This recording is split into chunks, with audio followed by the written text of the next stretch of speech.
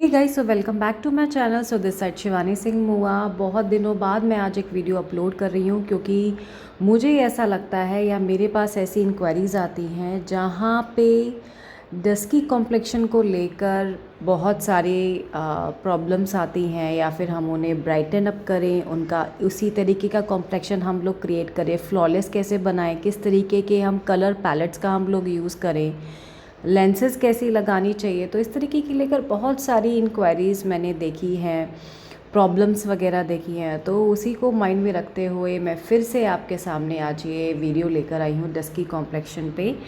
अभी देखिए, जो मेरी मॉडल हैं इनका डस्की कॉम्प्लेक्शन है, और डस्की कॉम्प्लेक्शन होने के साथ साथ इनके फेस पे कोई प्रॉब्लम नहीं है, फेस बहुत ही अच्छा है इनका।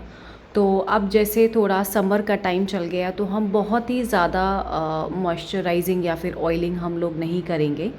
तो मैंने इनके फेस को पहले रोज़ वाटर से टोन किया है। उसके बाद अब मैं यूज़ कर रही हूँ यहाँ पे अर्थ रिदम का सेरामाइड 6 सेरामाइड्स मॉइस्चराइज़र, जो कि बहुत ही अमेजिंग मॉइस्चराइज़र है। इसमें इतने एसेंशियल इंग्रेडिएंट्स हैं कि ताकि आपकी स्किन को ना और किसी चीज़ की ज़रूरत नहीं होगी। आप देखते जाइएगा कि मैं किस तरीके से इमल्सिफाई कर रही हूँ क्रीम को, और कैसे स्किन में ये मेल्ट हो रही है, और उसके बाद क्या शाइन आती है। अब मैं यूज़ कर रही हूँ यहाँ पे प्राइमर बहुत यूज़ करना ज़रूरी है, क्योंकि मैं इसका डिफरेंस भी आपको कुछ दिनों बाद एक वीडियो में डालूँगी तो मैं वहाँ पे दिखाऊँगी। प्राइमर को एज अ क्रीम की तरह आप बिल्कुल मत लगाइएगा। यहाँ मैं प्राइमर यूज़ कर रही हूँ थोड़ा सिलिकॉन बेस, ताकि जो मेकअप है वो लॉन्ग लास्टिंग कर रहे और होल्ड करे। उसके बाद जो इनके अनइवन जो स्किन टोन है, वहाँ पे मैं थोड़ा सा कंसीलर मैं यूज़ कर रही हूँ। जो डार्क टोन्स है उसी के अकॉर्डिंग, कोई ब्राइटनिंग मैं टोन नहीं कर रही हूँ, ताकि मैं उसको थोड़ा न्यूट्रलाइज़ कर सकूँ और फेस का जो कॉम्प्लेक्शन है एक इवन टोन की तरह आ सके। यहाँ पे जो कंसीलर मैंने यूज़ करा है, मैंने PAC का यूज़ करा है, and PAC is a really amazing brand. मैंने अभी कुछ शुरुआत ही मैंने यूज़ करने शुरू करी हैं PAC, क्योंकि पहले मेरे पास स्टार्ट वगैरह थे। I am really obsessed with the result guys. Feather touch है इनका, क्वांटिटी बहुत इतनी ज़्यादा है कि हाई एंड ब्रांड से भी आप compete कर सकते हो। एंड साथ में इसकी जो क्वांटिटी अगर आप फेस पे लगाते हो तो बहुत ही कम ज़रूरत पड़ती है, कवरेज बहुत अमेजिंग है। अब मैं PAC का एक नया सारा सरोश के मैं प्रोडक्ट भी यूज़ करूँगी, और ये PAC का नया लॉन्च फाउंडेशन है। बहुत ही छोटा सा अमाउंट मैंने लिया है फाउंडेशन का अपने हाथ पे, और मैं उसको इनके फेस पे मैं लगा रही हूँ। एंड उसको मैंने ब्रश से यूज़ करी है। मैं आपको ये बता दूं कि जब भी आप फाउंडेशन लगाओ, ब्लेंडर से डायरेक्टली मत लगाइएगा, कोई भी ब्रश आप यूज़ करें और उसके ब्रश के हेल्प के साथ ही आप लगाएंगे फाउंडेशन, ताकि इससे क्या होगा, आपकी क्वांटिटी की कंट्रोल पावर आपकी बहुत अच्छी रहेगी, फ्लॉलेस बेस भी रहेगा। नेक को बिल्कुल भी मत भूलिएगा, और मैं अपनी किसी भी वीडियो में मैं हमेशा आपको यही सजेस्ट करूँगी, नेक कभी मत भूलिएगा।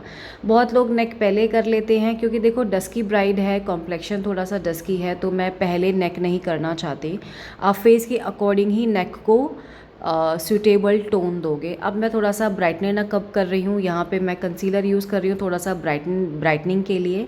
ब्राइटनिंग का मतलब ये नहीं है कि मैं इनको फेयर कर रही हूँ, और यहाँ पे मैंने सारा सरोज का मिस्ट यूज़ करा है। This is really amazing mist.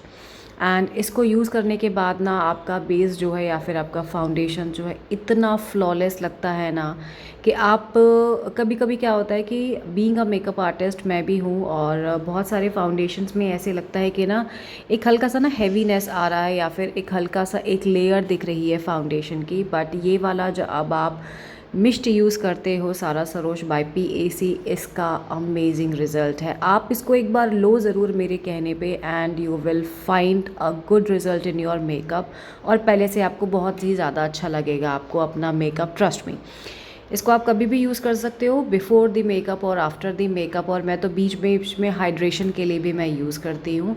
आप देख सकते हो कि किस तरीके से बहुत ज़्यादा फ्लॉलेस दिख रहा है बेस ये मेरा।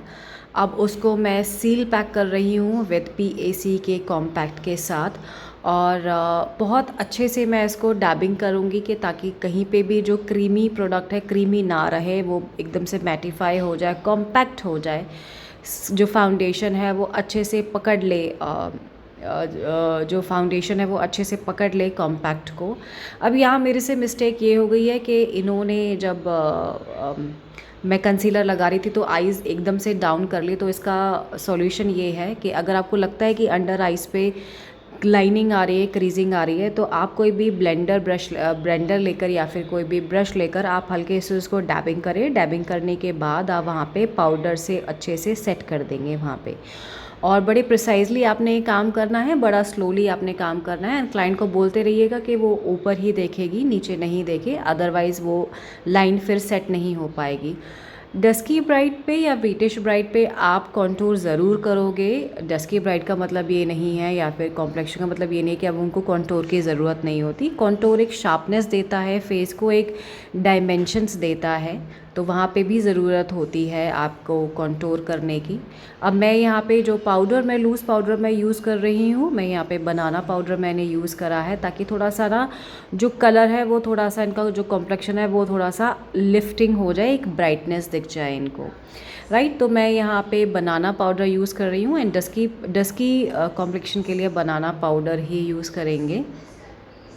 मैंने सबसे पहले अंडर आइज़ पे मैंने यूज़ करा, उसके बाद हल्का शार्पनेस के लिए थोड़ा सा मैंने इनकी जॉ लाइन पे मैंने यूज़ करा है। अब यहाँ पे जो मैं इनको ब्लश लगा रही हूँ, ब्लश में कोई पीची और सिनेमन कलर नहीं लगाऊंगी। थोड़ा सा मैंने दो टोन्स को मिक्स करके मैंने लगाया है, कुछ पिंक को टोन के साथ और कुछ बेरी पिंक के साथ मैंने दो टोन्स मिक्स करके लगाए। एंड आई एम अमेजिंग, लट्टू हो गई हूँ मैं इस हाइलाइटर पे। ये PAC का हाइलाइटर है, that is really really really amazing. Result बहुत अच्छा है इसका। अब उसके बाद अगेन मैं PAC का सारा सरोज का एक हाइड्रेटिंग मिस्ट लगा रही हूँ। उसके बाद अगेन मैंने हाइलाइटर लगाया और आप खुद देख सकते हो कितना अच्छा रिज़ल्ट है। हाइलाइटर इतना बटरी सॉफ्ट है कि, और आप ना मेरे हाथों के जो मूवमेंट है उससे भी आप खुद देख सकते हो कि मैं बहुत ज़्यादा प्रेशर से नहीं, बहुत ही फेदर टच के साथ मेरा सारा का सारा मेरा काम चल रहा है। जो पहले मैंने बनाना पाउडर लगा था वो बिल्कुल स्किन में मेल्ट हो गया है, स्मज हो गया है, तो थोड़ा सा मैंने और डिफ़ाइन करने के लिए मैंने थोड़ा सा बनाना पाउडर लगाया है। अब मैं इनकी आइज़ पे आऊँगी क्योंकि मुझे बेस मेरा पूरा कंप्लीट हो गया है। तो अब मैं यहाँ पर आ रही हूँ आइज़ पे। जब डस्की कॉम्प्लेक्शन होता है तो मैं यहाँ पे कॉम्प्लेक्शन के रिगार्डिंग मैंने आपको चीज़ें बताई हैं। और आइज़ हम बहुत ही सॉफ्ट रखेंगे। वैसे मेरी हाथों में थोड़ा सा प्रॉब्लम है, मैं सॉफ्ट कर नहीं पाती हूँ, लेकिन हाँ मैंने कोशिश करी है कि इनकी आइज़ जितनी सॉफ्ट हो सके ना उतनी हम सॉफ्ट करेंगे। ब्राउन कलर की पैलेट मैंने यूज़ करी है यहाँ पे, तो ब्राउन कलर से हम लोग खेलेंगे यहाँ पे। एंड हल्का सा ब्राउन मैंने ऊपर क्रीजिंग लाइन पे लगाया है, थोड़ा सा डार्क शेड मैंने इनकी इनर कॉर्नर पे मैंने लगाया है। अब वही है सेम हाइलाइटर मैंने यूज़ करा है इनके इनर कॉर्नर पे। काजल मैं यूज़ कर रही हूँ क्योंकि मुझे लग रहा है हल्का सा ना स्मोकी काजल हम लोग यूज़ करेंगे। जब भी आप कोल काजल को स्मच कर रहे हैं तो उसको करने के लिए टेक्निक ये होती है कि आप उसको स्लोली आप वर्क करो। बहुत जल्दी अगर आप वर्क करोगे तो क्या होगा, जो स्मोक्ड काजल आप लगा रहे हो, आईलाइनर लगा रहे हो, वो बिल्कुल ही हट जाएगा, बिल्कुल ही इतना ज़्यादा स्मच हो जाएगा कि वो बिल्कुल दिखेगा भी नहीं। इनर कॉर्नर पे जब भी आप थोड़ा सा इंटेंसीफाई नहीं हो पाता है इनर कॉर्नर पे, थोड़ा सा आइज़ को स्ट्रेच कर लीजिएगा और बहुत ही स्लाइटली सा ब्रश आपने यूज़ करना है। और कोल काजल को स्मच करने के लिए हमेशा आप ब्राउन या फिर ब्लैक कलर का आई शेडो का आप यूज़ करोगे और पेंसिल ब्रश का आप यूज़ करें। अब यहाँ पे मैं यूज़ कर रही हूँ यहाँ पे पिगमेंट, मैंने यूज़ करा है यहाँ पे पर्पल कलर का पिगमेंट, क्योंकि मुझे लग रहा है थोड़ा सा एक हिंट अपना शिवानी सिंह वाला मुझे देना चाहिए। मुझे लगा थोड़ा सा डिफ्यूज़ हो गया है कोल स्मच काजल, तो थोड़ा सा मैंने इसको और ब्राउन कलर के साथ इंटेंसीफाई किया है, आप देख सकते हो यहाँ पे। और अब मैं ब्रोज़ पे आ रही हूँ क्योंकि ब्रोज़ ऑलरेडी इनकी बहुत अच्छी हैं, तो हमें ज़्यादा कुछ करने की ज़रूरत नहीं है। हल्का सा मैंने पाउडर के साथ इनकी ब्रोज़ को मैंने फिल करा है। ये स्टेप जो है आई लैश कर्ल का बहुत ही आपको सावधानी से करना है, अदरवाइज़ बहुत बहुत बार क्या होता है कि क्लाइंट की आई लैश ही आपकी आई लैश कर्ल पे आ जाती हैं। 5 टाइम्स इस साइड पर, 5 times from the right side and 5 times on the left side, ये इम्पॉर्टेंट है। मैं यहाँ पे मेबलिन मस्कारा मैं यूज़ कर रही हूँ। आजकल मैं इस मस्कारा से मैं बहुत ही ज़्यादा ऑब्सेस्ड हूँ। आप मेरी बहुत सारे वीडियोस में भी देख चुके होंगे।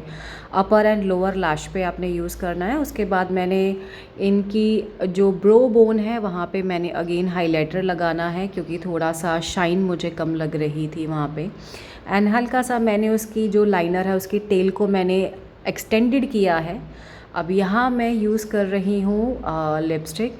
तो लिपस्टिक मैंने पिंक अंडरटोन के हिसाब से मैंने नहीं ली है। अब थोड़ी छोटी चीज़ों से भी ना बहुत सारा इफ़ेक्ट जो है बहुत अच्छा आता है।